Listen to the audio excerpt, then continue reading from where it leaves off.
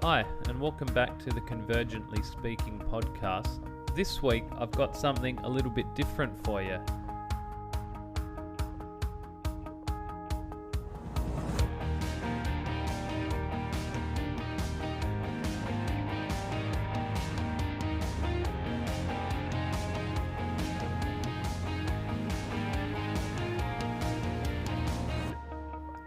A friend of mine recently started a podcast which goes by the name of Unapologetically Evolving, which I think is a fantastic name. And I was one of the lucky first few people to be interviewed for his podcast. And I had such a great time and have had good feedback from a few people that have listened to it that I thought, why not release it on my podcast feed also? Of course, with me being interviewed, it's a bit of a different vibe. You'll hear a bit about my early life and a few of my thoughts and experiences of how I got to be the person that I am today. And I also do what I probably should have done before now on my own podcast, a bit of a simple intro breakdown of the Myers-Briggs personality system. So if that's something you've been waiting for, somewhere around halfway through, we go into that stuff as well. So I hope you enjoy it as much as I enjoyed chatting to Sam. It was really cool. And yeah, please subscribe and have a listen to his other episodes. So without further ado, here's Sam's interview of me on the Unapologetically Evolving podcast. Thanks.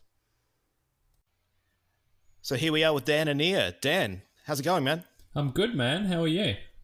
Yeah, doing pretty well. Just kicking back and relaxing on a Saturday night. Is it Saturday night? Yeah, Saturday night. Saturday night, yep. What do you do on Saturday nights? Your podcast. Why not? Yeah, why not? Oh, God, we're getting old, man.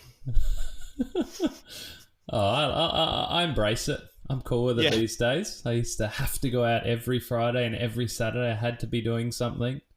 And I had this interim period where I was like, I don't have much to do. And now I embrace it. It's like, I like to have productive and meaningful stuff to do during the day, and I'm okay if I don't do that much at night. Just the wind down period, getting into a groove where you're relaxed enough mentally and physically that you can get into bed and drift off nicely without your mind ticking over at a rate of knots. Well, that's right. That's right. So that's actually a pretty good place to start. Dan Anear, what is your wind down process, my friend? What is my wind down process? Well, I sometimes lie in my shark tea mat. You ever come across the shark tea mat? No, what is that? Okay, so the shark tea mat is basically, they call it like the modern bed of nails. So it's basically like a foam pad with circles. It's hard to explain, but like circles of little spikes. They're little groups of spikes all over it, and you lie down on it without a shirt, and it's spiky, obviously. And after, it depends, but maybe 5 to 7 minutes, you enter just the most awesome relaxed state. The science behind it is that it releases a bit of, endorphins after a little bit, and I regularly fall asleep on it. It sounds bizarre to lie on a spiky thing and to fall asleep. Dave Asprey calls it the Sleep Induction Mat, but it's the same thing. What material is this made out of? The spikes are just plastic. Like a soft plastic? No, It's not soft, but there's lots of them. So that's a double negative, mate. Well, it disperses the weight. So I have one that's more intense and there's less spikes. Therefore, it's more intense. But the standard one has more spikes, and so your body weight is dispersed over a lot more points. Okay. They sell like hotcakes. They're really popular. You see them online, and when you get up, it looks like you've been burnt on the back, like your back's all red because it brings all blood flow to the area. So your back, and of course you've got all these little dots in your back. So I do that. if I feel like I need a good wind down. And my wife regularly lies on the shark tea pillow, and Oh she'll just God, have there's that a at the pillow back. too. Yeah, yeah. She has that at the back of her head in bed, and she'll often fall asleep with that, or move it and then nod off. All right. Well, when I'm around, you're gonna have to show me this stuff. I will. I'm fascinated. I'm fascinated. They're cheap as anything, and they're amazing. It's sort of like forced meditation. It kind of, yeah. Forced meditation. Now that sounds like a An oxymoron. Thank you. Yes. Yeah, Yes. well, it puts you in a relaxed state. So and yeah, it just everything slows down. Okay. Okay. Well, like you said, you've piqued my interest, and this is the reason why I wanted to have you on, because we actually share a lot of the same interests, but you just happen to know a lot more about them than I do. You live and breathe this sort of stuff, and you apply it every day in your business and your personal life. Tell me a little bit about your personal evolution and growth. Where have you come from to where you are today? Well, that's a beautiful way of framing it. Other people might say I'm into a lot of weird things. Yeah. But I hear you. I hear what you're saying, and it's true. My evolution and growth. Well, I grew up in a family that grew up in a Christian family, and my wife and I have sort of puzzled over this, but within a lot of Christian contexts, there is a wanting to improve. We wouldn't have used the word self-development, but basically a self-development type of thing. There's always camps and conferences and books to read. And so I think from being exposed to that and specifically my mother, I've always had a desire to learn and grow, and the threshold that I need to reach of pain, or else on the flip side, level of interest, is pretty low before I'll try something. So something doesn't have to bother me much before I'll try and find a solution, or something doesn't have to be overly, what's the word? Like, I'm an early adopter with a lot of things. Like, I'll jump in if it's only going to cost a couple bucks to give it a go. I'll give it a go. So I think that's pretty central to why I am who I am now at 36. And your unapologetically evolving thing is right on, because I've felt like I've evolved past or beyond a lot of people that I've known in different worlds and different lives. Not that I think I'm better than them. Once again, a lot of them would think I'm into strange things, or why can't I just settle down and be normal? Yeah, right. But so I think you probably relate to that. I mean, I don't know what exactly you're meaning by the name, but unapologetically evolving is something I can relate to. Yeah. Well, I guess there's a few things behind it, really. You're tap dancing on the line of really unpacking it 100%. You really are.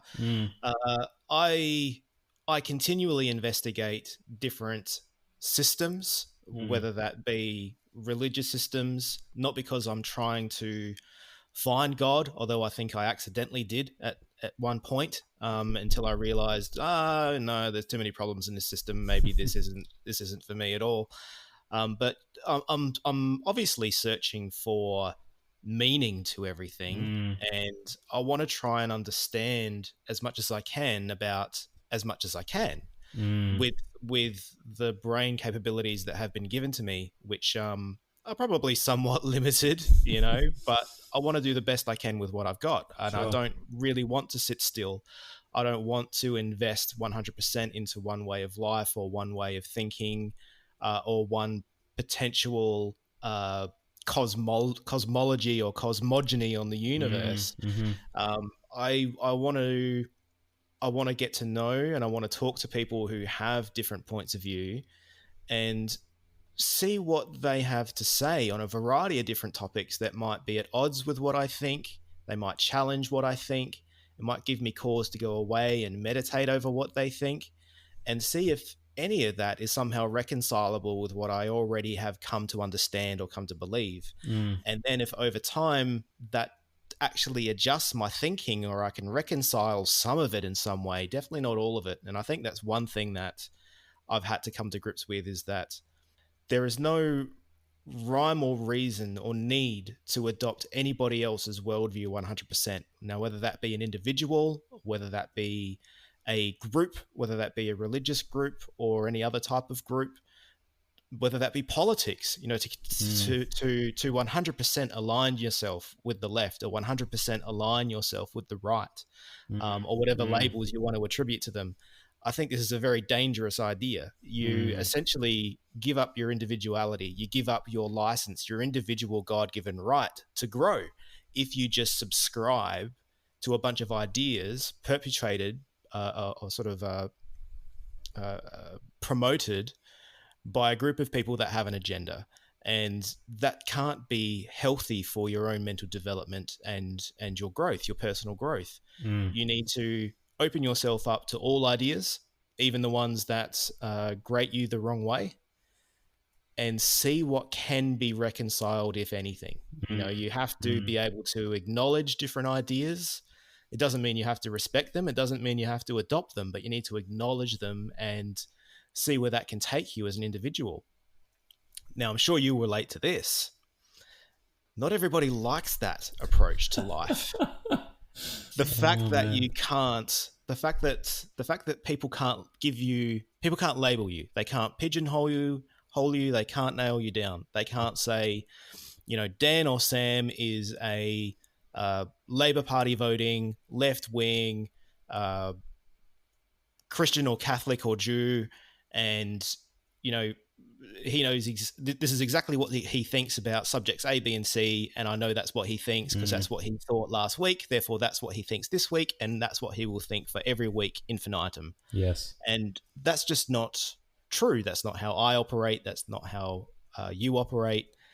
But the thing is, and this is why I desperately wanted to chat to you, is that because of your line of work, your work as a counselor, your work in mental health, your work in coaching, you really get to absorb yourself in the ideas that I only get to pay fleeting attention to through audiobooks and podcasts and things like that. Because going from where you were, because you grew up in a system, we'll get back to that. You grew up in a system, you grew up in a Christian system. You're now a considerably long way away from that by the sound of it. Please correct me if I'm wrong. I am. No, I am. So how do you go from there to where you are now? Unpack your story for us, because it's the story is obviously going to be incredibly interesting. I'm bracing myself. But I think also going to be equally interesting is what sort of blowback you received along the way, because we've both agreed not everybody likes people who throw themselves into a personal evolutionary journey. They don't. People like to be able to put labels to things, and when they can't label you, they get pretty frustrated. Yeah. So what are your personal stories and the personal skills you've developed to overcome that sort of blowback or negativity you get from people as you go about your journey? Yeah, it's an interesting one. There's a lot of ways of obviously framing and conceptualizing the story, but as I've been thinking about it recently, because I've been doing a bit of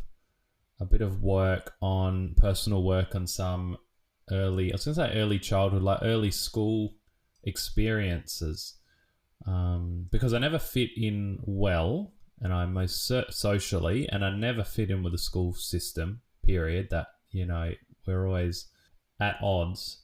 And one of the main reasons I was at odds with the school system is because I had a father who always treated me like an adult. So I'm an only child, so I always related a lot to adults. And my father always treated me like an adult, or like a human that was worthy of being heard and having an opinion and a perspective. So, of course, naturally, when I was in the school environment, I expected the teachers would do the same. If they had an opinion, I listened, and if I had an opinion, I would make it known. Now, I was young and didn't have all the understanding of appropriate social etiquette and all that kind of thing. Mm-hmm. But I was really harmless. I wasn't trying to be difficult, but most of them didn't see my heart or my intention. They saw a kid that talked too much, and I was a bit cheeky and I was opinionated, and I kept getting told off for answering back. Which you question things. Yeah, I questioned things, and I was like, "What is this answering back?" When I'm at home, I talk to my dad, and he talks, and I respond. How he's responding, not just responding. I literally couldn't work out what this answering back thing was. And so anyway, getting back to my recent reflections, I suppose I recently realized that a lot of people in that situation, their spirit would be crushed. And I'm sure on one level I did experience that. I definitely believe that I was dumb, that I wasn't bright because I didn't do well in the traditional academic sense, although I actually didn't do as bad as what my emotional memory tells me. Like when I actually go look at my reports, I didn't do that bad. But instead of crushing me, it basically taught me to stick up for myself.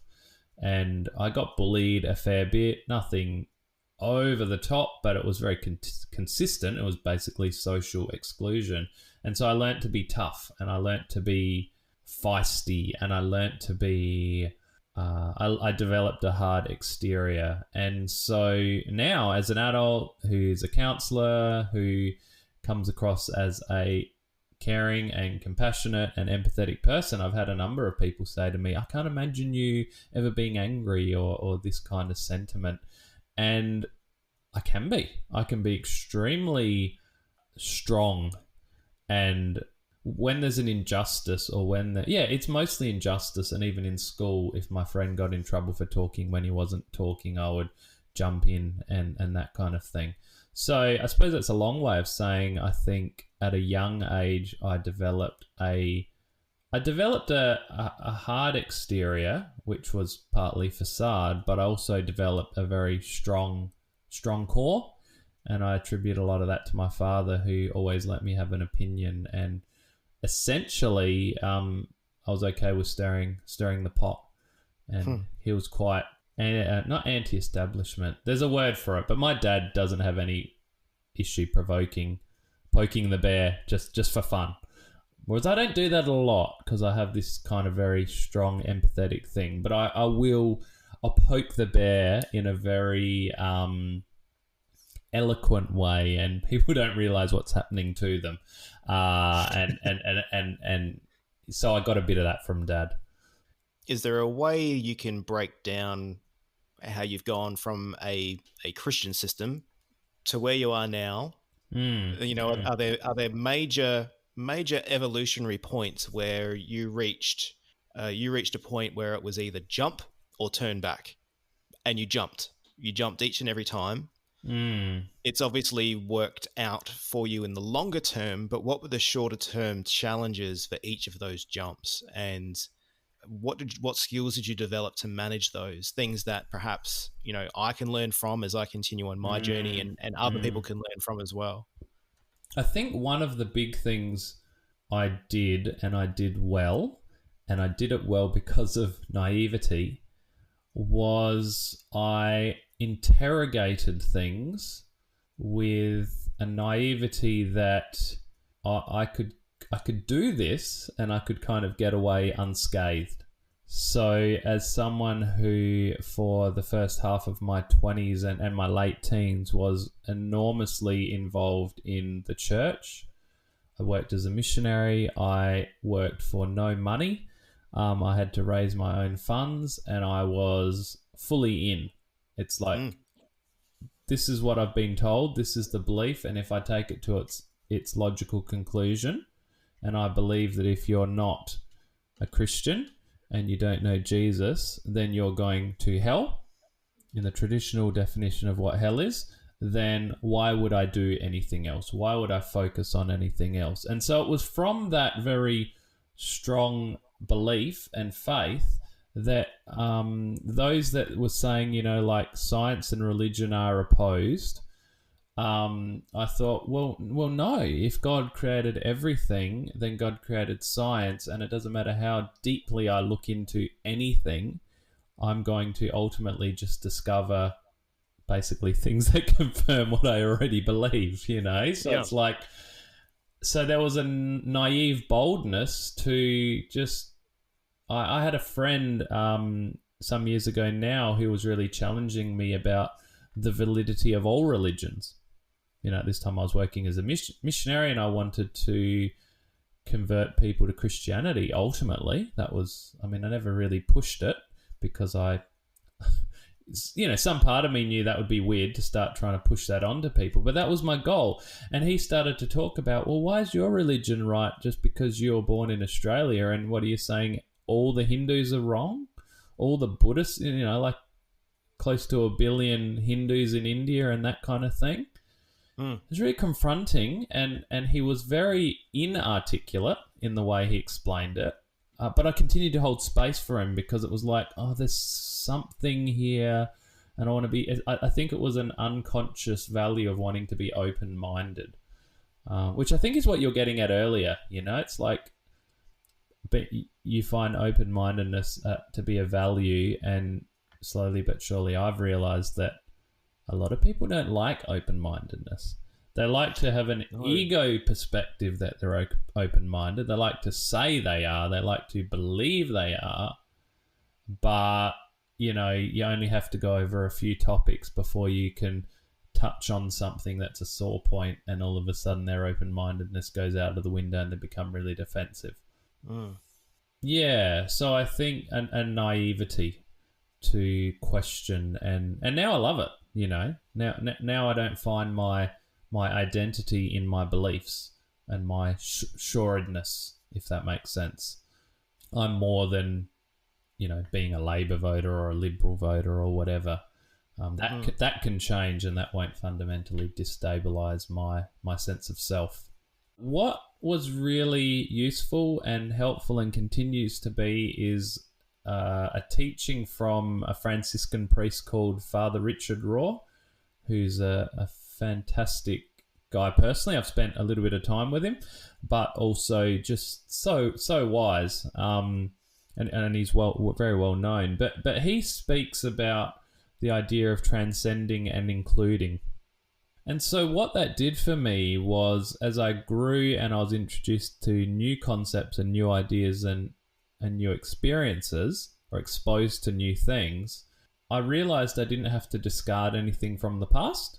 I could include it and appreciate it, and I still do, and not begrudge it and not act in reaction to any of those things, but include them and but still go, well, I'm moving forward and I'm now embracing new concepts and new ideas. So it's this while you're transcending, you include all the old stuff, which is not only helpful on a personal level, but it's helpful. I'm not perfect at this. It's helpful to be able to hold space for people wherever they're at.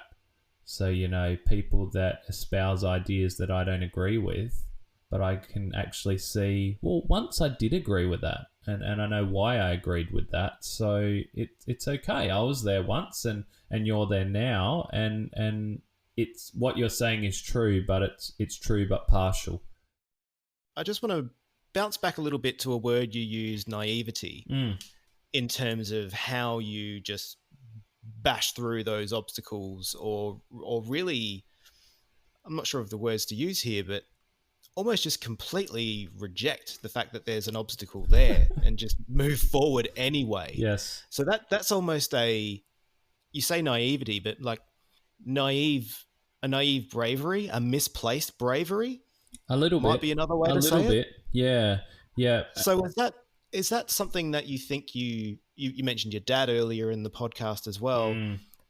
So those sorts of influences, I guess what I'm trying to get to now that we've unpacked the conversation a little bit, is a little bit of the nature versus nurture argument, and how much of these skills, I guess, were instilled in you through nurture versus I guess a learned skill. Yes. A Yes. learned skill that might be so Yeah. far back in your life that you don't remember that you learned it or how you picked it Yeah. up. No, I hear what you're saying, and it's really interesting that you're digging into this, because this is something I've been reflecting on lately and not necessarily prior, and realizing, and I was like trying to articulate it, but I've never really spent much time articulating it. It was this dynamic of being socially like a lot of adults are scared to do stuff because they might get socially rejected.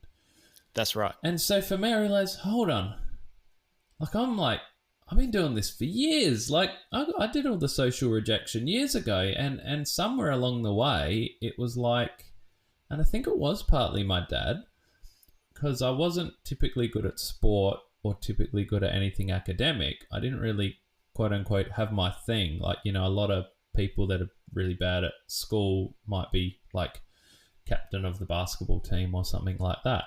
I didn't really have anything like that. But what my dad used to always tell me, he used to tell me, you're good with people. And that's what matters. Or something like, you're good at getting along with people, and that's what's going to matter in life, getting along with people. And so he somehow gave me a core belief in what I had to offer that wasn't that didn't hinge on the approval and acceptance of others.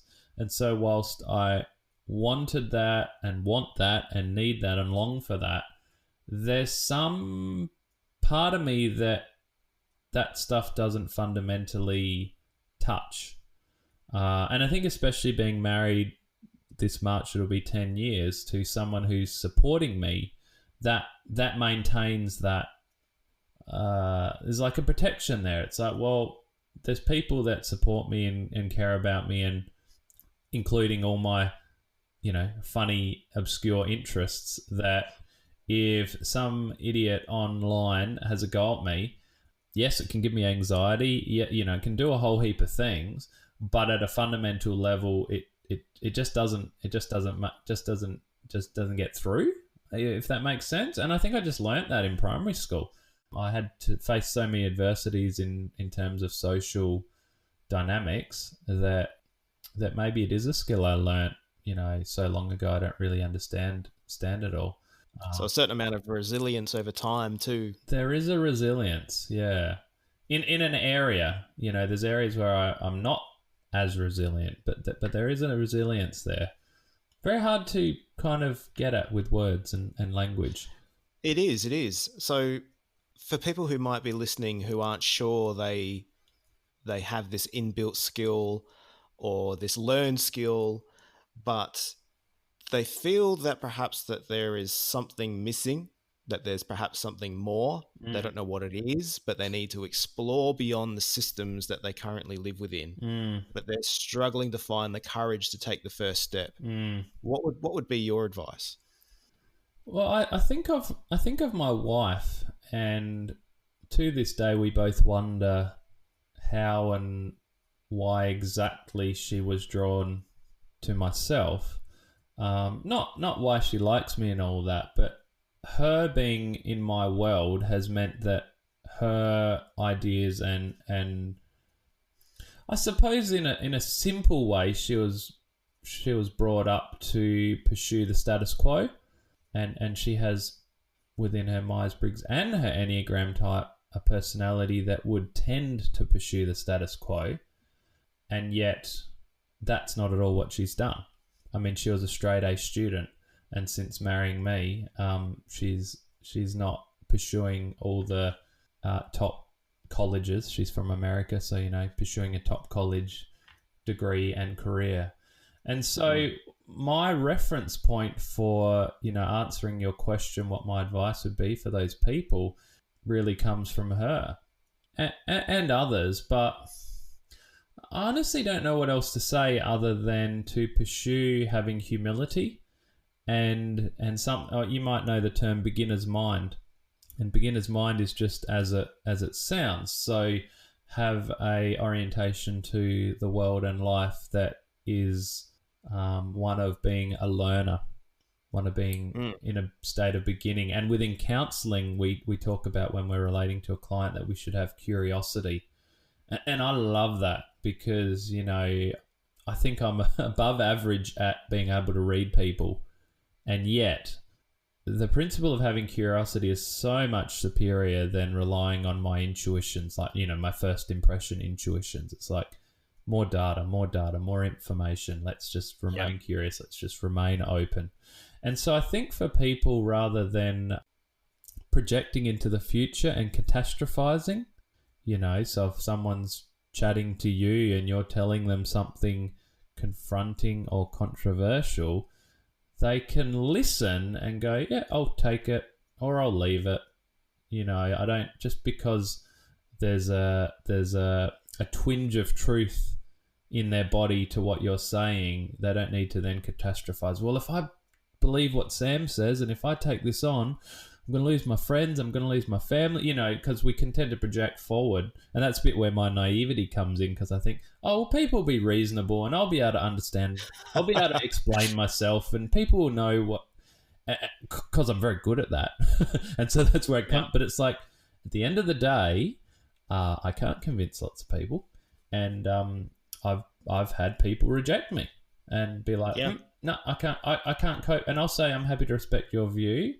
And, you know, we just have different views. I'm not going to try and convince you, you know, but they literally can't have me in their proximity because it's too confronting to their own worldview. Yeah, that's incredible. You kind of you kind of hit a bit of a snag there when you said, "Oh, people are reasonable." I'm like, yeah, maybe once. I think that time's well and truly blown past us by the look of things. It's confusing. It's something I continue to find confusing. It's baffling. I don't know how to break it up in my mind, because there are a lot of people that are, and at the risk of stepping on some toes or being a bit controversial, my lived experience is that women that I've interacted with are generally speaking more open-minded than men. Okay. I find men are, not all, there's always exceptions, but are quicker to get their back up, are quicker to react, are quicker to want to defend their kind of ego identity, whatever the topic is, you know, whether it be a guy that's into paleo and you're suggesting something different and he's like, no, you know, like, or I'm just trying to pick a fairly generic example. But that's been my experience when I've talked to, and I realized this when I was at church and I was questioning some pretty substantial theological premises. What's the word? Premises. And needing to process them, that I gained much more ground and much more respect and listening when I was chatting to the ladies there that I knew rather than the men. And I had this moment of thinking, the women are just, they've got a humility there that I just don't, as a rule, see from men. Well, my take on it is, it seems to be that men tend to identify with their systems a lot more. Exactly.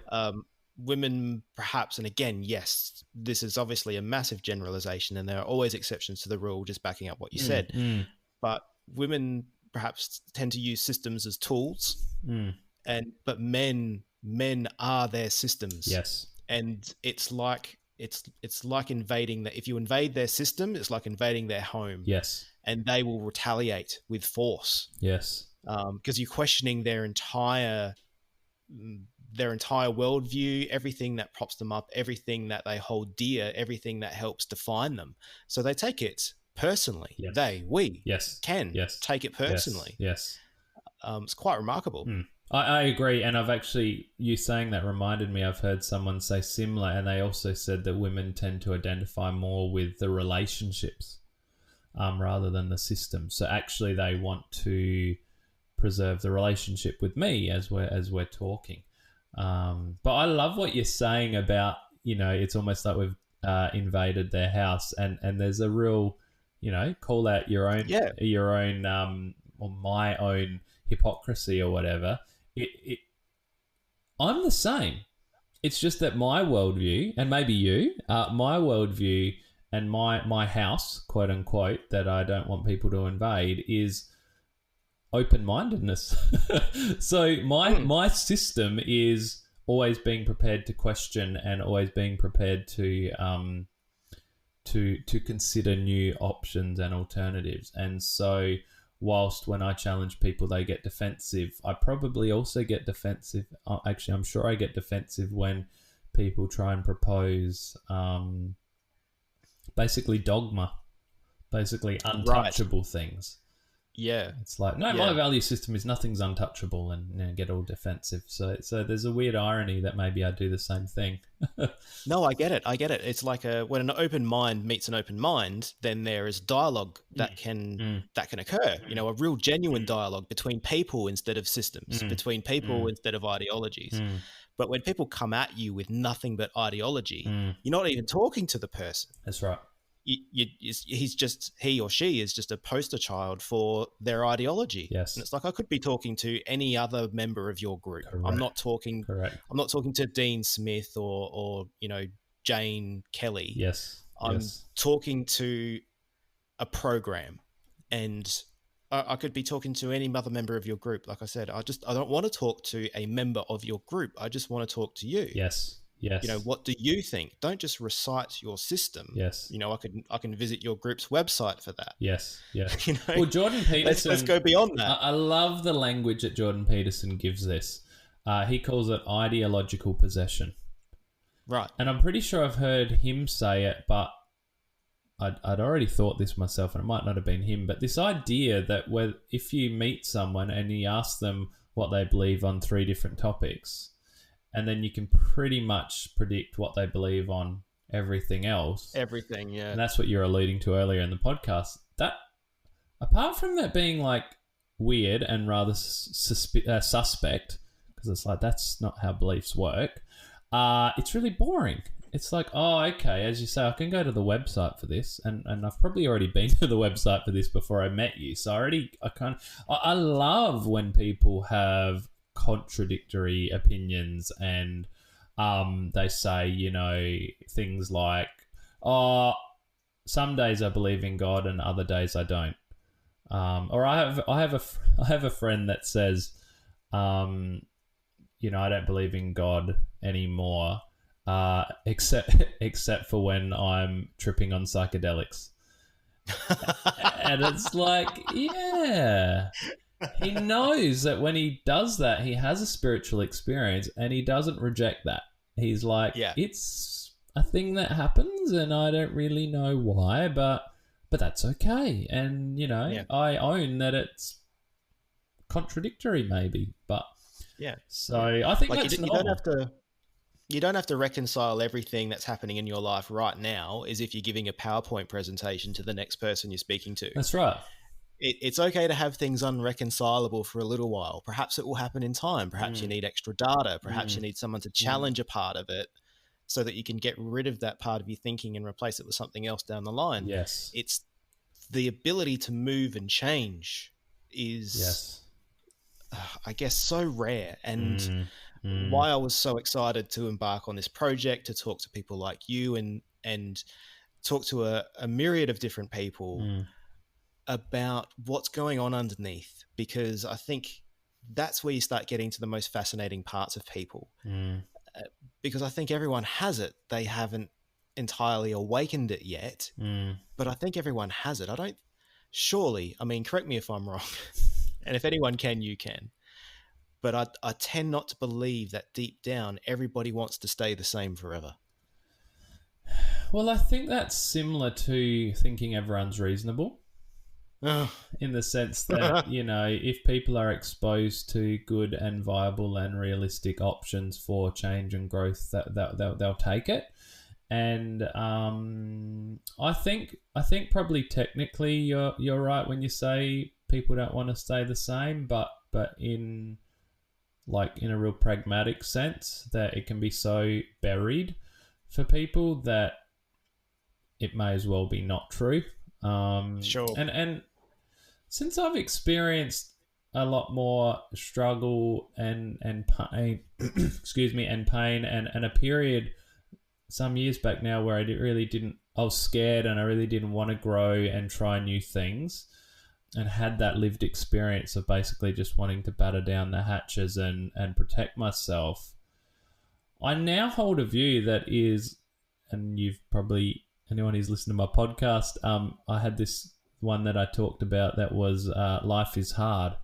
And I basically said, like, life's hard and it sucks a lot of the time. And I don't really want to begrudge anyone their coping mechanisms, their defense mechanisms. Like, if you drink to cope, then you probably have a good reason for drinking to cope. Not that I'm saying that that's the best approach, but like, there's crap loads of things that I do that's not the best approach, but like, we're all doing the best we can. And I don't think we're all empirically, factually always doing the best we can, but in a general sense, I think, like you say, people want to improve.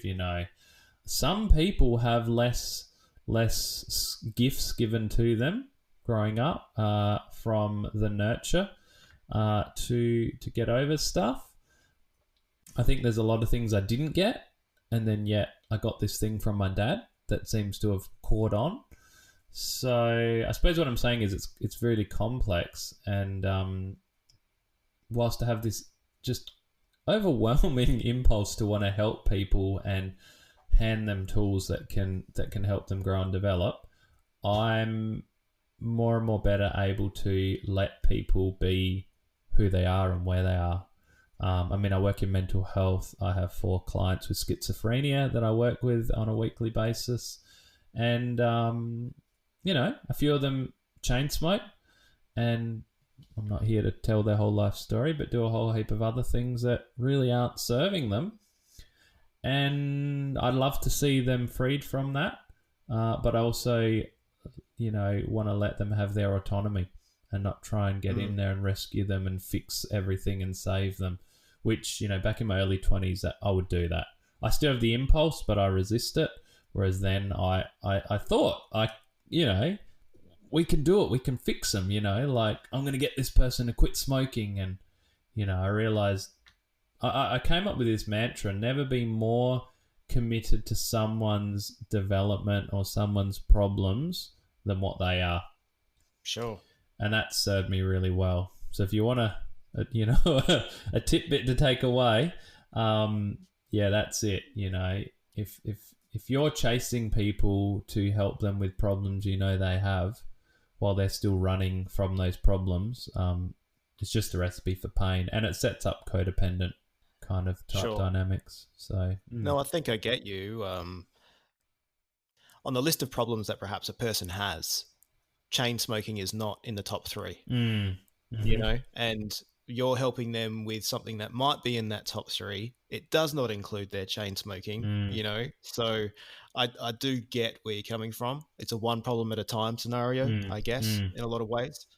Well, that's Peter Rollins, who's a philosopher I follow. He often talks about, I'll contextualize it in this story we're talking about with smoking. He would say, from a psychoanalytic point of view, smoking isn't the problem. Smoking is the solution to a problem. So smoking's doing something for the person. And in this case, giving energy to them because they have low energy from the meds they're taking. It actually reduces stress in the moment. And so while it might be maladaptive, it's not like we often think of, in media and that, we think of people that are addicted to drugs. Oh, they're just trying to have a fun time and they don't care about responsibilities and they're just silly. You couldn't be further from the truth. We know from studies that most people that have a drug addiction had early childhood trauma, and they're medicating that trauma. So it's maladaptive, but they have a damn good reason for why they're doing that thing. So, to go to what you're saying, the smoking it's not the problem, it's a solution to the problem. And unless you solve the actual real problem, you might quit smoking, but you're going to end up taking up some other vice to cover up that problem. So you're a certified personality hacker. I'm a certified personality hacker profiler. So using the Myers-Briggs system, well, let's talk about some similarities first, because I'm an INTJ and you're I'm an INFJ. Just give people, I guess, a 3-minute rundown of what that means and the similarities that we share. Sure, I think I can do that. I think I can do it well, which may mean I can't, but here we go. So I'm overconfident, But so you and I were both introverts. So the first two things I look at when I'm trying to work out someone's personality is introvert versus extrovert. Now, within our framework, we think of introverts as experiencing their inner world as the real world, and extroverts as experiencing the external world as more real and that kind of thing. Obviously, both exist, but as an introvert, we like our inner world, our own space. And so we share that. The next one is intuition versus sensing. And for me, this was the validating moment, the pivotal point for just basically falling in love with this system, because within society, 75% of people approximately are sensors. And so sensors like the tangible, provable, verifiable stuff of life, basically. That's where you get the person that sincerely loves to talk about. I always think of the person that's gone on holiday and you ask them how their holiday was and they give you blow by blow of the facts that happened, Oh, I went here, I caught this plane at this time, or it was late, and they give you all these factual, tangible things that occurred. Someone asked me about holidays, I'm going to tell them about how fascinating the culture was, how much I enjoyed the food, and if they say to me who I flew with, I'll have to take a moment to remember. Or if the flight, like people often ask me how long the flight was from, so I'm like, 20 hours maybe? Because it's not the data that my brain is deciding to retain. I'm retaining to transition from sensing to intuition, I'm retaining the intuitive data, which we talk about as being advanced pattern recognition. So rather than looking for the tangible, verifiable, quote unquote, factual stuff like the car was red, and remembering that the car that I took to the airport was red, I'm more looking for you and I, being both intuitives, are looking for the patterns and what's going on at a more intangible level. I could expand on that more, but probably we'll get into the weeds. But the thing about it is that when you've got a thing in your personality where you're different from you're different from 3 out of 4 people, that's something you're kind of consciously aware of. And or I should say unconsciously aware of. When I'm trying to profile someone, one of the questions I ask is if they've tended to feel different and unique throughout their life. Because we live in a world that's set up for senses and intuition. We're used to seeing intuition on TV when you have the eccentric psychologist or policeman that catches criminals out because they get this like gut instinct and all of a sudden it all falls into place for them. That's intuition. It's kind of like a cartoonized intuition. We like it on TV, but in general, if you're at the office and the guy next to you is intuitive and he's always on about, conspiracy theories or just wants to talk philosophy, to take a less extreme example, because not all intuitives are into conspiracy theories, we don't really know how to integrate that and how to understand that. We understand introvert, extrovert at this point generally, but intuitive sensor we don't. So you and I are both IN, and then I'll try and keep the next two a little bit briefer. Happy you're doing well. Yeah, because intuitive is such a big one for me, I kind of get caught on it. Feeling versus thinking. So if you're a thinker as you are, then thinkers tend to, let me flip it. Feelers tend to process all their decisions and a lot of how they navigate the world through the paradigm of people. So if I do this, how will it benefit or not benefit people? And they put a lot of weight on, I put a lot of weight on people's personal stories when I'm making decisions. And I know that, and therefore I know that can be I could put more weight on people's stories rather than the science. And so that's kind of like my bias, my paradigm, and that's why I've always needed to work in, or jobs that are found fulfilling have always been people orientated. So even though I am an introvert, I still, my world revolves around helping or working with people. Whereas for thinkers, people are one metric. So if they're making a decision that relates to people, naturally they're going to be considering people. But if they're just looking at the budget and they're looking at the economics of the organization they're running, they're going to be able to more clearly and directly make decisions about what's best for the company without getting all maybe like emotionally triggered about the people dynamic in that decision.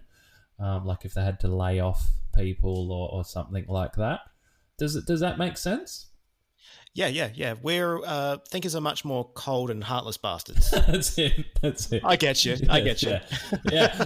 That's the stereotype, and it's a simple way of explaining it. Yeah. It's not accurate, of course, but it's a simple way of explaining it. And the big question, it comes down to a lot like, if something needs to be said, a thinker's going to have an easier time just doing that and not that's not going to be sticky. They're not going to be lying in bed at night thinking, oh, I wish I didn't say that, I've hurt people's feelings. I mean, they might do that, but they're not going to do it to the same extent I would. And then you go judging versus perceiving. And this is the one where I'm apprehensive to give too many prescriptive definitions, because there's a lot of exceptions to the rule.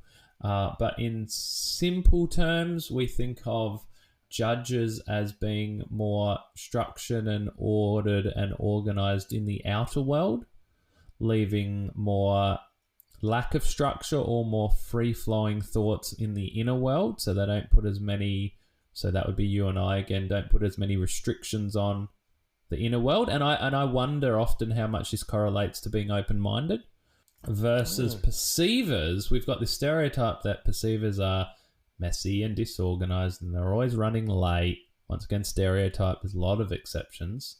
The most with this dichotomy, the most exceptions, but they do tend to be more that way. But actually what's going on is in their inner world, they're pretty organized and pretty structured and pretty systematic. And so whilst they might not maintain an impeccable diary like I do, they've got like a filing cabinet almost in their brain where they're just able to remember their diary and they're able to be more spontaneous and think on their feet.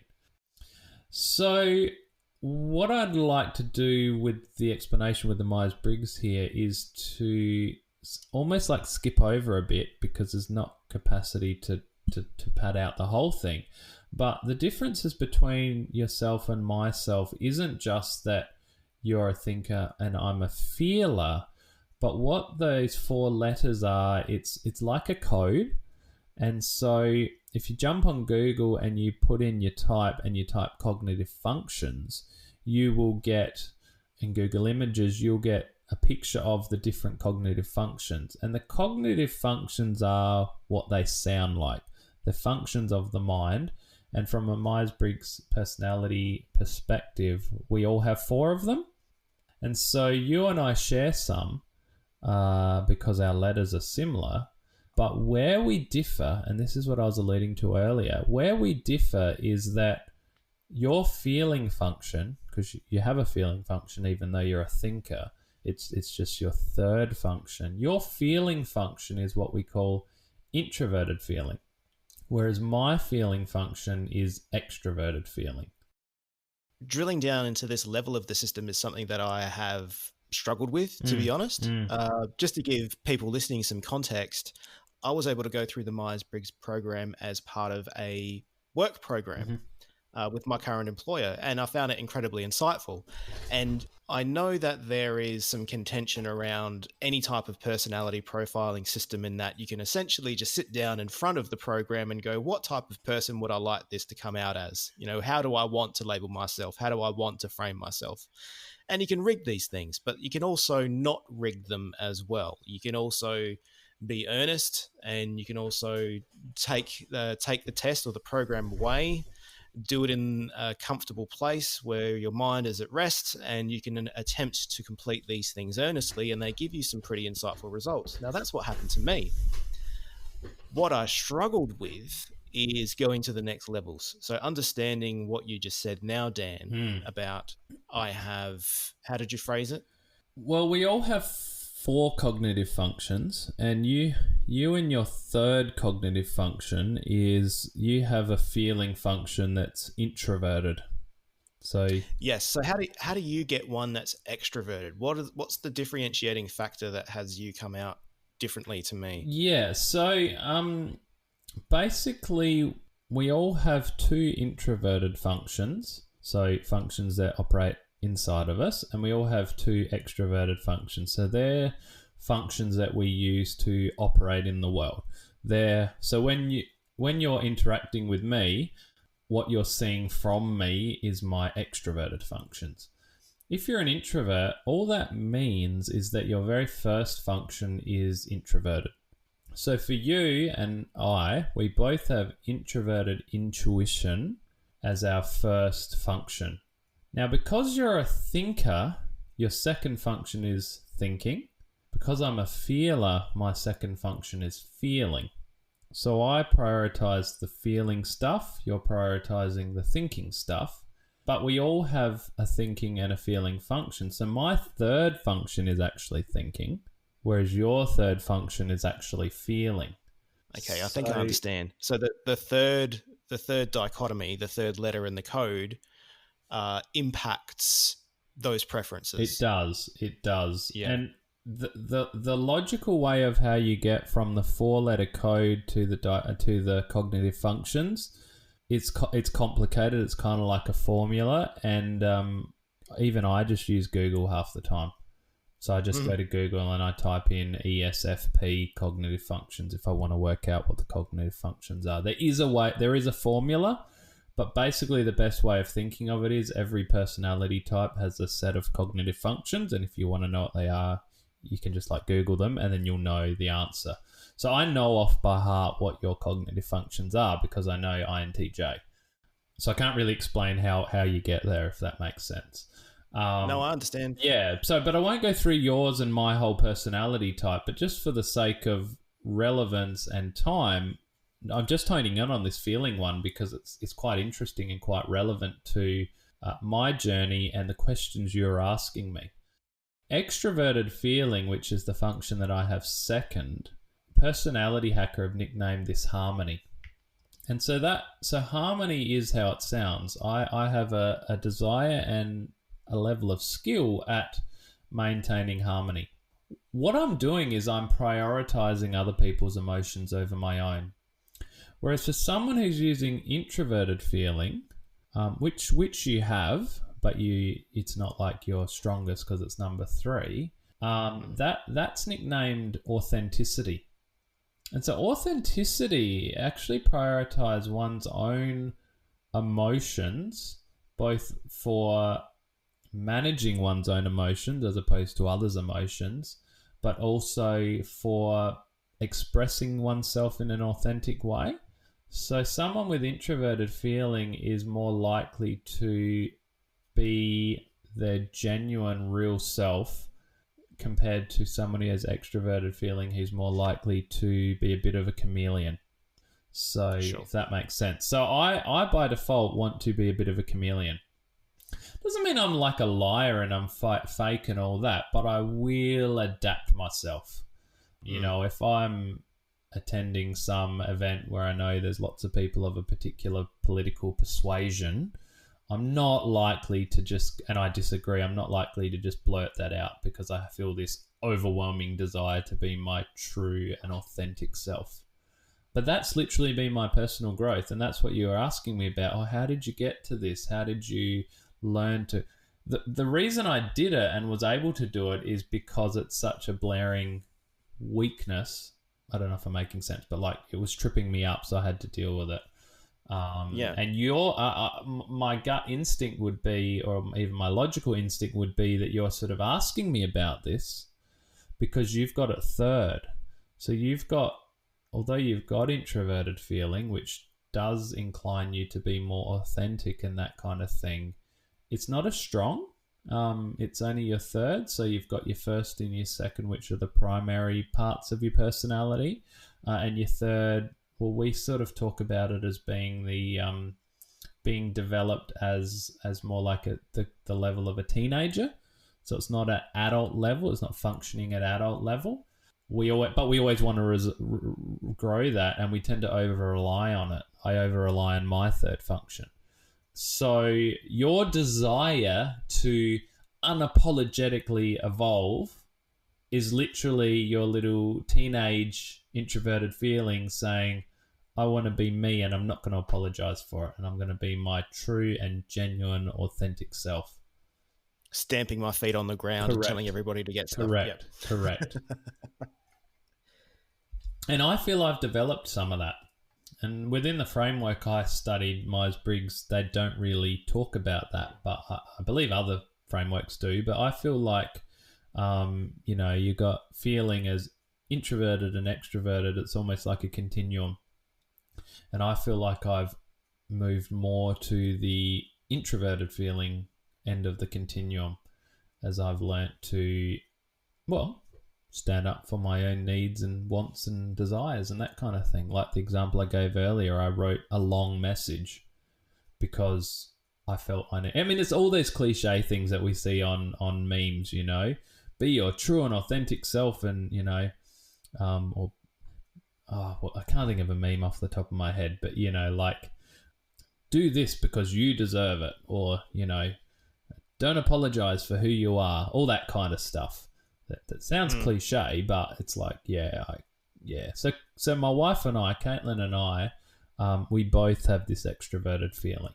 So we both have a tendency to default to the other person's emotional needs rather than asserting our own.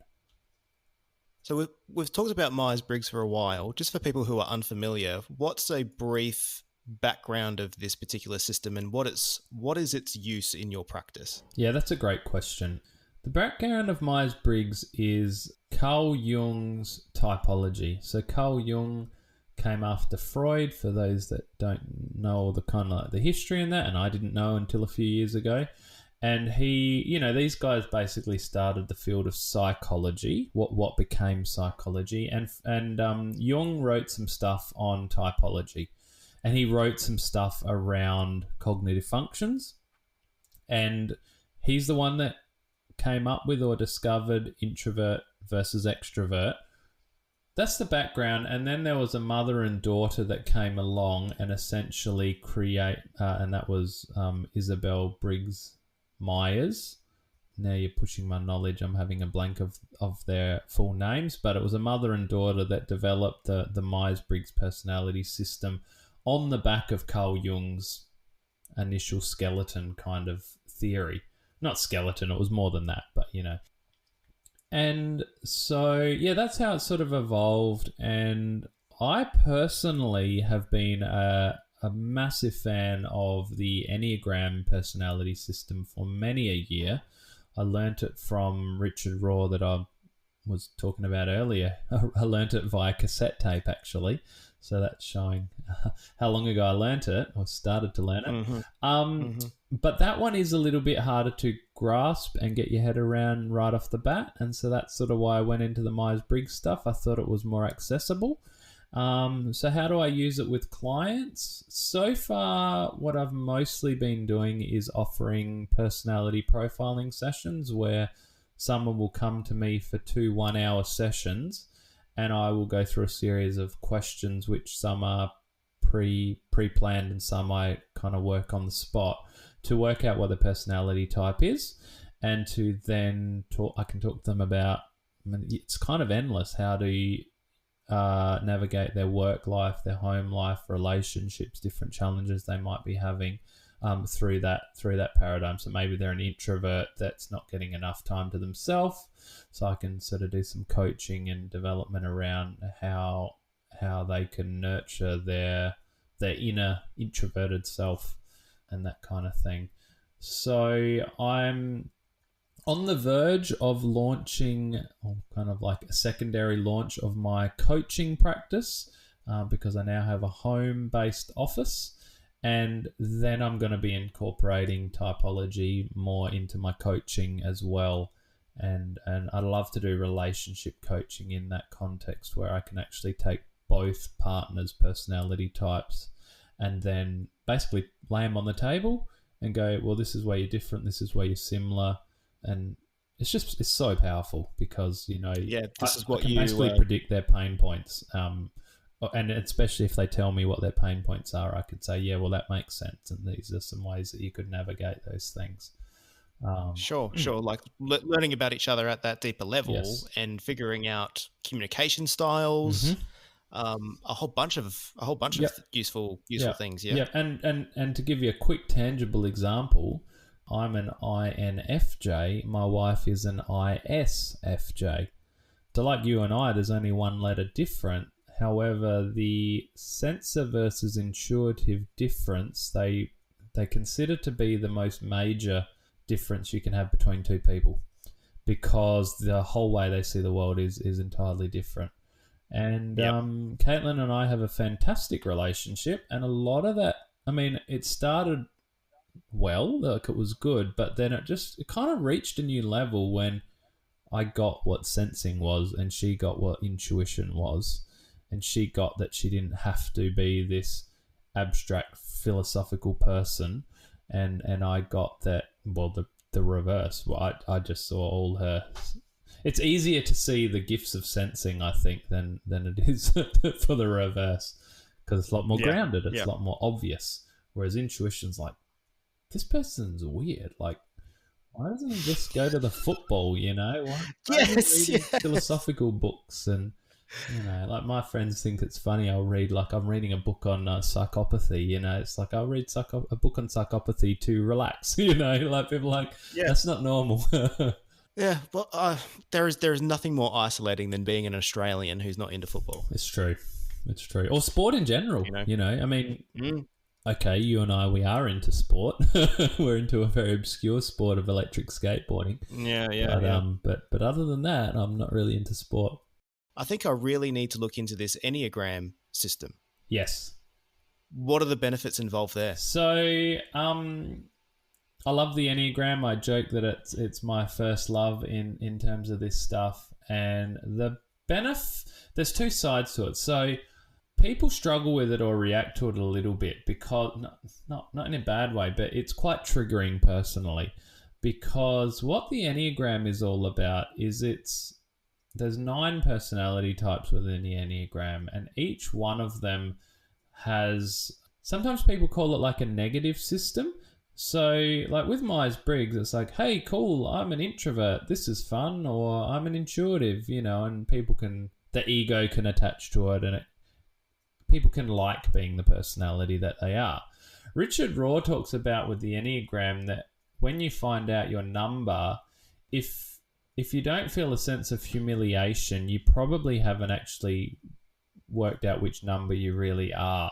It uncovers our unconscious drives, uncovers the reason why we do what we do, and kind of like the selfish or the dysfunctional motives behind that. And so you don't want to just give that to like a 20-year-old kid, like a 20-year-old kid might not be ready to learn the complexities of why they do what they do and why they do what they do. So the benefit. So is it? Go on. Sorry, is it a Jungian system as well? Does it have its roots in Jungian? No. The Enneagram's not a Jungian system. I can't tell you what it is because there's a lot of controversy. Some believe it's come from hundreds of years ago from the Desert Fathers and mystics, and then more recently there seems to be a good case that it's fairly new, like the last 100 years or that kind of thing. But it beautifully integrates with a lot of counselling therapies and Jung's idea of the unconscious, because the Enneagram gets at our unconscious drives. So that's what I was. That's why I asked the question. Quite curiously, because it sounds like it's tapping into the shadow. The shadow, spot on. Spot Yeah. on. So we talk about your Enneagram type as being your shadow. So full disclosure, I'm an Enneagram 1. For anyone who that means something to, you just learnt a lot about me. And I'm a 1. I'm going to Google it right. as soon as I can. I'm an Enneagram 1, but that's not my true self. That's my false self or my shadow. It's your shadow. So yeah. the So then do you bring that into your coaching alongside Myers-Briggs as something that needs to be integrated, to use again a Jungian type phraseology, integrating that shadow into, making the unconscious conscious? 100%. And this is something I'm still developing in the more therapeutic context. When I'm working with clients, the Enneagram's really beneficial. And if it's more coaching or practical, I think that Myers-Briggs is more useful. So, if someone's coming in with an existential crisis, or they've just gone through a divorce, or they've had a cancer diagnosis, this would be the time where the Enneagram's going to be more relevant, when they're really doing deep self-discovery, whereas I'd see Myers-Briggs as more, there's a bit of crossover, but I see Myers-Briggs as more useful on a practical level. Sure. But it can help with relationships as well. But it's like, I'm not getting along with my boss. It'd be like, all right, well, let's work out. Oh, your boss is an extrovert and you're an introvert, and he keeps coming in and invading your personal space. Okay, so but that's something I'm still a bit of trial and error, working out what I'm going to offer. One thing I've decided, I'm definitely going to offer an introduction to the Enneagrams. I'm going to do a in-person course on that, and I'm probably going to do the same with Myers-Briggs with a friend of mine. That actually sounds wild. It sounds amazing. I think it's going to be hugely beneficial to a lot of people. And that's just coming from me, someone who's only done Myers-Briggs, but now I'm very, very curious about Enneagram. For people listening, perhaps, Dan, you can give a couple of resources on each, not just for people to familiarize themselves with the concepts of both of those. So my years ago, I literally typed something like personality or personality typology into my podcast app, and I came across Personality Hacker. And since then, I've gone on and done a number of their courses and trained with them. So I really like their approach to Myers-Briggs. And Personality Hacker's quote-unquote go-to Enneagram person is a lady called Beatrice Chestnut. And they actually brought her on to do an Enneagram program for them. And she's written a couple of books as well. So you can check out Beatrice Chestnut's work. I like her approach because she's a psychotherapist. And so she's coming at it from a similar personal growth perspective as myself. There's so much at this point. Myers-Briggs is way bigger, but there's plenty of Enneagram resources and stuff out there. Some people struggle with the Enneagram because it's little less like empirically validated than Myers-Briggs. Yeah. Myers-Briggs actually has a bit of science behind it at this point. Some people think Enneagram's a bit more like star signs this is people that are negative about star signs, obviously, Yep. Sure. But you just got to work out what your number is, or have a moment, and it's like, wow, this, like I've been in a session with a client, counseling client, and worked out what their Enneagram type was, and then my next question just hit the nail on the head, because it was like, in that moment, I understood their psychology. It's like, oh, I know what's motivating them. Yeah.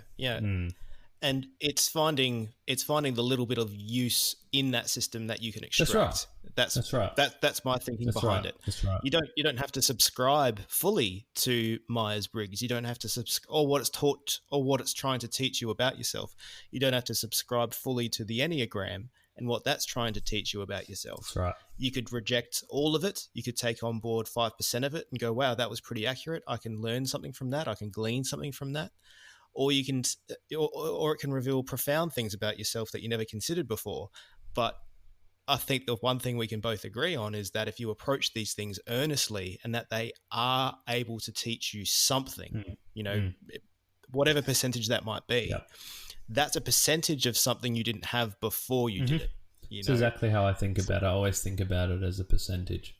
Like I mentioned Jordan Peterson earlier, and he's a controversial figure. A lot of people take issue with him. And whenever I get into a discussion with someone on the topic, I often tell them, for me, it's about 80%. I agree with him about 80%. And there's 20% I struggle with, and kind of that doesn't really bother me. And I realize for some people, they struggle to hold that.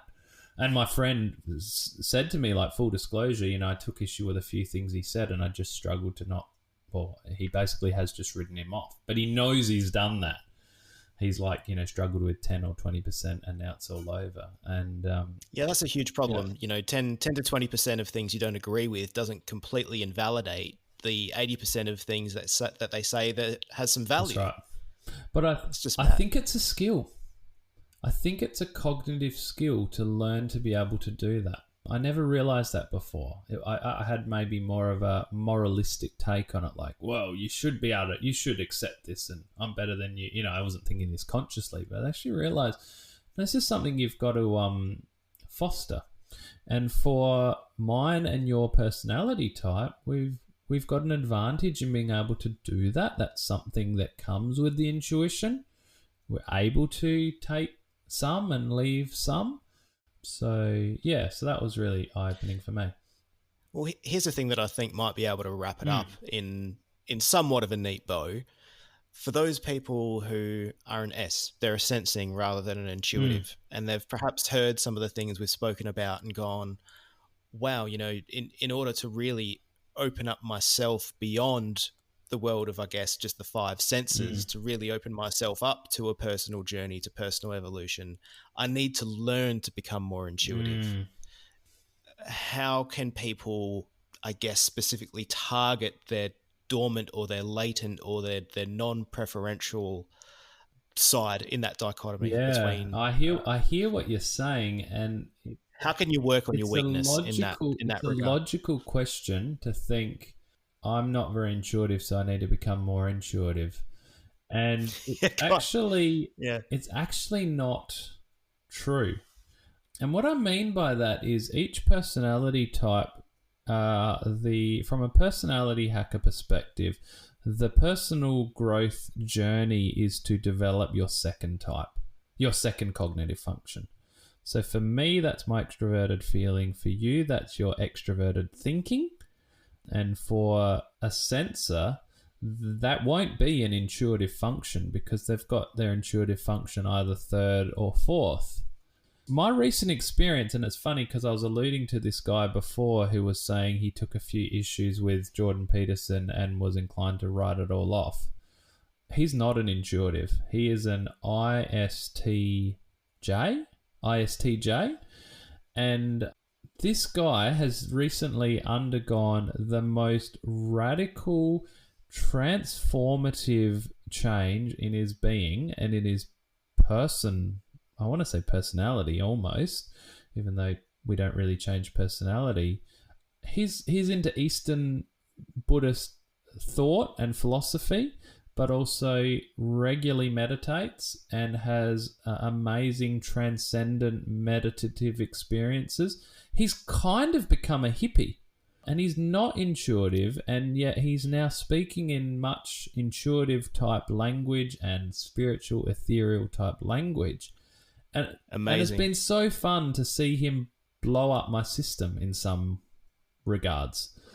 Because I don't only associate that stuff with intuition, not at all, but I definitely associated his personality with not being inclined to this stuff. And he owns that himself. 18 months ago, I asked him something about psychedelic mushrooms, and he's like, dude, you're into some weird stuff.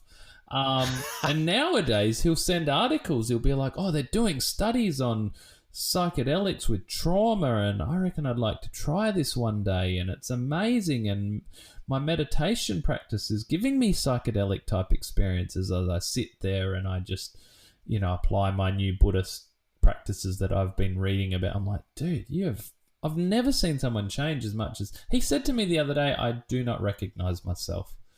So my answer to your question is to become more of yourself, more of your type, and realize that this is just a model and a system, and we as people are actually so much bigger than one system.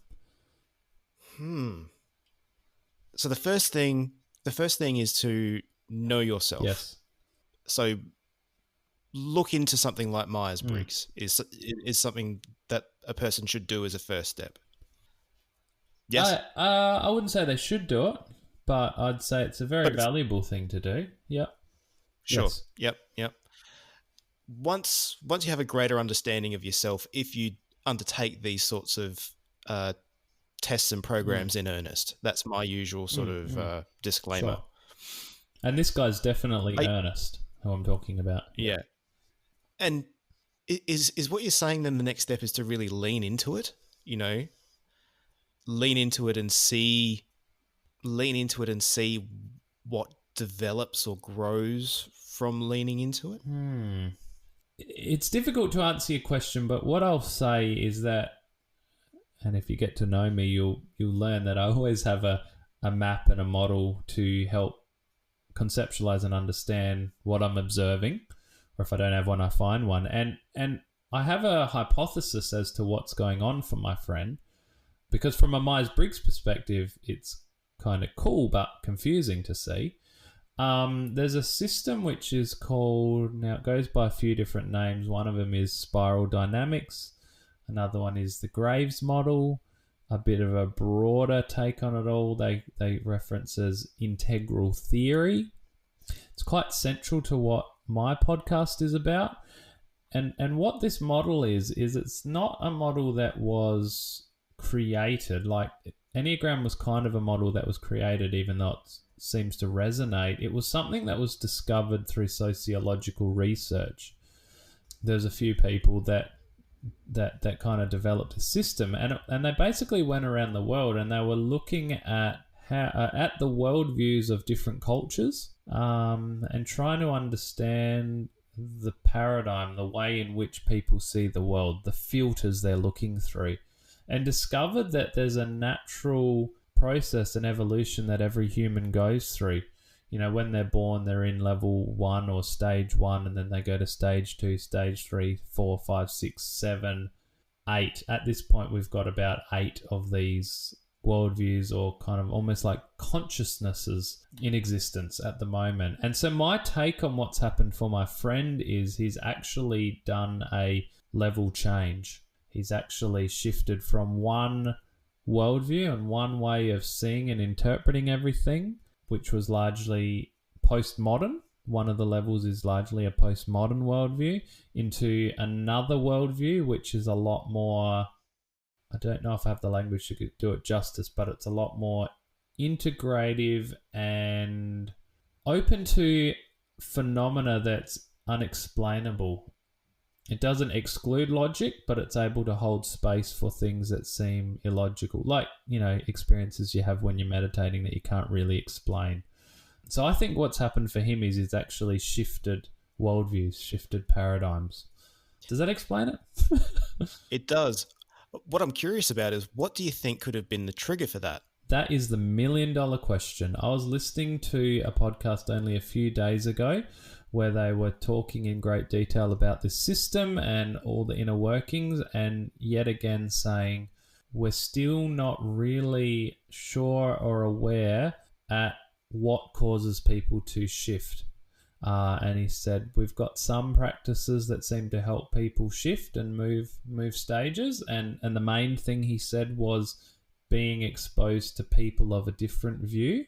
So open-minded, you've never met a refugee, or you've never met a homeless person, or you've never dealt with someone with some sort of a mental illness. Exposure, because as you move through the stages, basically your world gets bigger and broader and more inclusive and more, it just literally gets bigger and bigger and bigger. It starts out quite tribal, and then you might see I won't go through it all, but it gets bigger and bigger and broader. But I don't know what happened for him. I mean, I think meditating is a big part of it, but why did he start meditating? Exactly. Exactly. I don't know. This guy grew up in the church. He never really engaged with much of the spiritual practices. And now in his mid-30s, he's engaging with spiritual practices for the first time. Why now? Why didn't he do it before? Was it becoming a father? Was it, we can only speculate. I'm not sure if he knows. I should ask him. I'm not sure if he even knows. That would be a fascinating conversation to have. Do a podcast with him. I should. Yeah, he's in Canada. Get him on Convergently Speaking. We'll have to do the time zone. But yeah, get him on Convergently Speaking. Why not?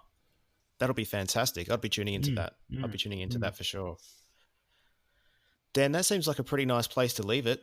With a little bit of an open-ended question there. What is a person's trigger? I feel like I want to say perhaps the best thing a person can do is get out of their echo chambers, leave their hometown, leave their father's tent and experience the world, or at least experience a wider world than the one in which they were born into. Start there. Maybe this podcast, maybe listening to this episode is enough for somebody to get their brain fizzing in directions they haven't thought of before. Look into a few of the systems that you've mentioned as a tool, not as a dogma, but as a tool to help awaken and move forward and think about things in new and exciting ways. That's my hope for this episode, and it's always great talking to you, man. I hope we have many more conversations like this in the future. Yeah, fantastic. You've wrapped that up lovely. I couldn't agree more, and thanks so much for having me. It's been really fun.